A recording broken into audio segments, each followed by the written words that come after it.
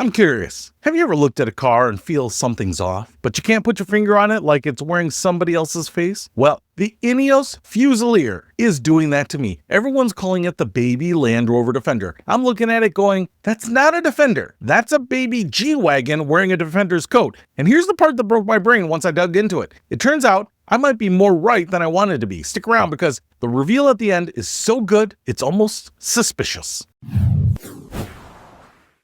What's happening, Panda Nation? Peter Von Panda here. All right, let me back up for a second because not everybody lives and breathes the stuff like we do at 11 o'clock at night on YouTube. Ineos. It's a chemical company run by a British billionaire named Sir John Ratcliffe. Yes, the same guy who bought a chunk of Manchester United, which, depending on the season, is either a flex or a cry for help. Anyway, Jim wanted to buy the old Land Rover Defender. When they killed it off, Land Rover said no, so like a rational billionaire, he got mad about it and decided to build his own Defender from scratch. And that car that he launched was called the Grenadier. And here's the thing, the Grenadier is good, like pretty good. A love letter to the original Defender. It's a home run. The side profile, the boxiness, those upright slabs, it captures that essence. It feels about right. When they changed stuff, they mostly improved it or at least didn't break the spell. The rear taillights, for example, they look nothing like the Defender, zero resemblance. But it doesn't matter, even a little, because the illusion still holds. There's just one miss to me, one, and it bugs me like a popcorn kernel under the gum.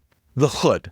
On the Grenadier, the hood is flat, hard and angular, like somebody laid a sheet of drywall across the front and called it a day. It looks like a flap. The original Defender, that front edge of the hood rolled over the nose. It was smooth, curved, organic, and it wrapped around the front like it actually gave a damn. That little rollover is the difference between designed and stamped. The Grenadier went stiff, where the Defender looked a little bit more soft. And I get it, it's a tiny thing, but design is 1,000 tiny things, and that's the one they whiffed on to me. Anyway, now, why did they change anything at all? Why not just photocopy the Defender and call it a Tuesday? Well, there were two reasons. One, some of it's genuinely better engineering. But two, and this is the spicy one, Land Rover took Ineos to court. They sued them, said the Grenadier was a shameless ripoff of the Defender shape, and tried to trademark that boxy silhouette to shut the whole thing down. And they lost. The UK courts basically looked at the Defender shape and said, yeah, well, this is just what a box on wheels looks like. You can't own a box, mate. The judge said the differences between them might matter to nerds, well, like you, the Ineos owners, but to the average buyer wouldn't even register, which is a beautiful, brutal way of telling Land Rover that their iconic shape is about as distinctive as a refrigerator. Yikes. That's a courtroom just insulting you to your face. So Ineos won, but they were still smart enough to tweak things here and there, partly to dodge any future legal headaches, partly to engineer it their own way, which brings us finally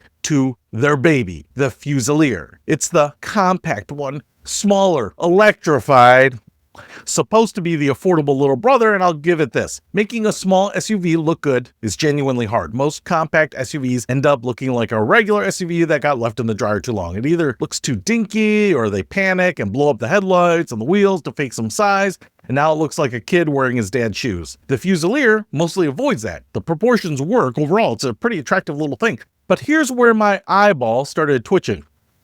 Because the Grenadier already moved away from the Defender. That flat hood, the legal tweaks, the engineering changes.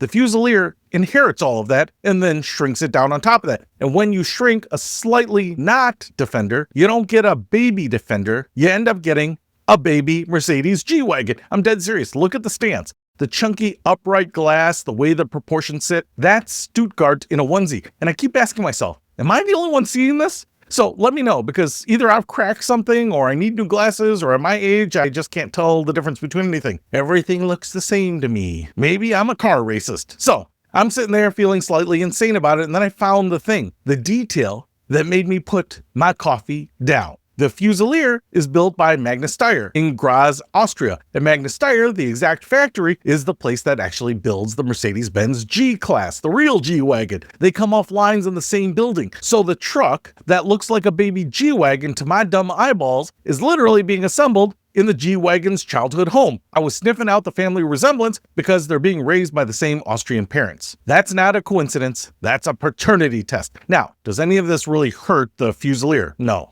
Probably the opposite, because think about who actually wants a G-Wagon. It's the guy who wants the look, the swagger, the boxy flex, but doesn't want to remortgage the house and donate a kidney to afford one. That guy is not cross-shopping a Defender. He wants the G-Wagon. And here comes this sharp little electrified box that scratches that itch for a fraction of the price. That's not a design failure. That's a heat-seeking missile pointed straight at the wallet of every guy who's ever stood in a parking lot next to a G-Wagon trying to look casual. And if that's the play, it's kind of brilliant and totally fetch. It just means the marketing should probably stop calling it the baby Defender because it grew up in Austria and it's got the G-Wagon's bone structure, and the family album doesn't really lie. So here's another question. Are you looking at it and seeing a tiny Defender, or are you seeing what I'm seeing, a junior G-Wagon? And if you agree with me or disagree with me on that flat hood thing, I want to hear about that too. That's it. I'm excited about the new Mercedes that's actually coming from Ineos that copied the Land Rover. Peter Von Panda, out.